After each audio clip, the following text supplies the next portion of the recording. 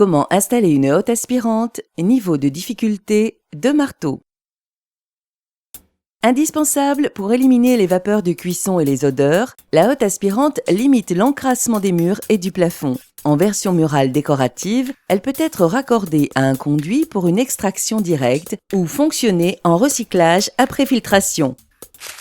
Vous aurez besoin d'une hotte aspirante, d'une gaine extensible en aluminium compacté, de 2 colliers de serrage et éventuellement d'un clapet anti-refoulement s'il n'est pas fourni.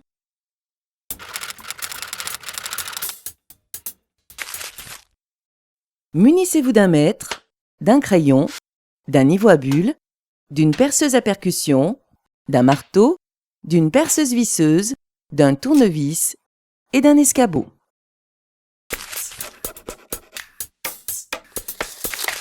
L'implantation. À partir du milieu de la plaque chauffante, tracez une ligne verticale au niveau à bulles en prolongeant jusqu'au plafond.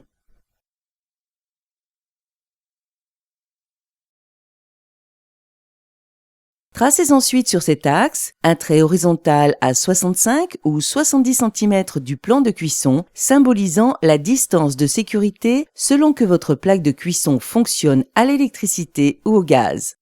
Si vous optez pour l'extraction directe, prévoyez un raccordement d'évacuation dans l'axe du plan de cuisson.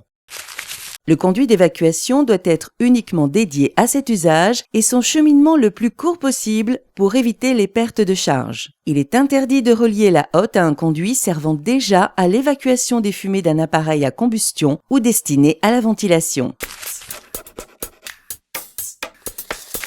Un gabarit de pose est généralement fourni avec la hotte ou imprimé sur l'emballage. Servez-vous de la notice pour identifier les codes de fixation de la hotte à reporter sur le mur.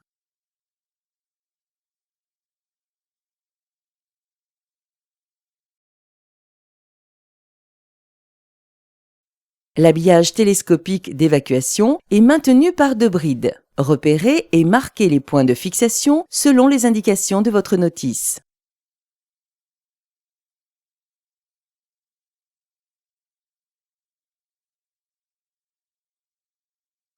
Percez et chevillez selon la nature du mur.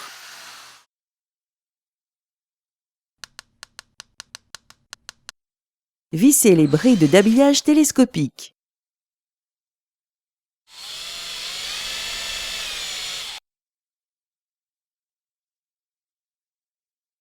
La hotte. Selon les modèles, le corps de la hotte repose sur des brides ou par vissage direct. Engagez le corps de la hotte sur ses supports et fixez.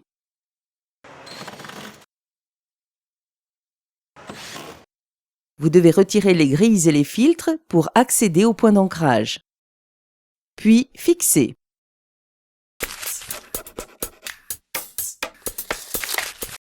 Pour l'esthétique, il est préférable de prévoir une prise de courant ou une boîte de connexion masquée par l'habillage de cheminée qui permet de la cacher tout en la laissant accessible en cas de besoin.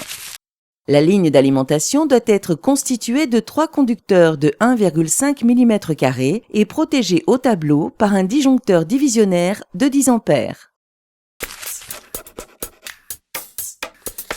En mode recyclage et suivant les modèles, il faut utiliser un T de dérivation.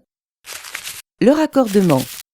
Pour notre raccordement en mode extraction, il faut déjà s'assurer que la sortie de hotte est équipée d'un clapet anti-refoulement. Il se fixe sur la buse avant d'y raccorder la gaine extensible en aluminium compacté. Renforcez la fixation à l'aide d'un collier à vis pour assurer une parfaite étanchéité du raccord. Puis dépliez la gaine pour l'adapter et raccorder de même au conduit d'évacuation.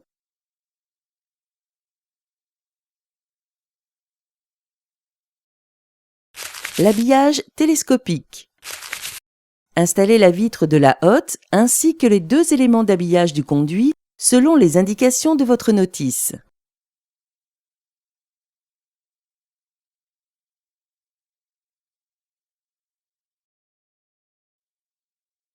Ils coulissent entre eux pour s'adapter à la hauteur sous plafond.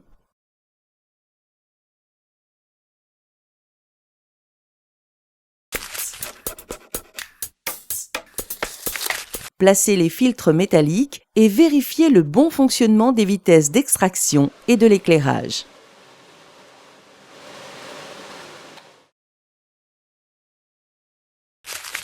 En général, les hottes sont configurées en usine pour l'extraction, donc montées simplement avec les filtres métalliques. Si vous installez la vôtre en recyclage, pensez à ajouter les filtres à charbon actif.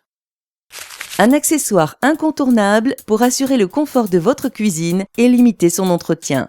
Une question, un doute, un conseil? Contactez le 0810 634 634.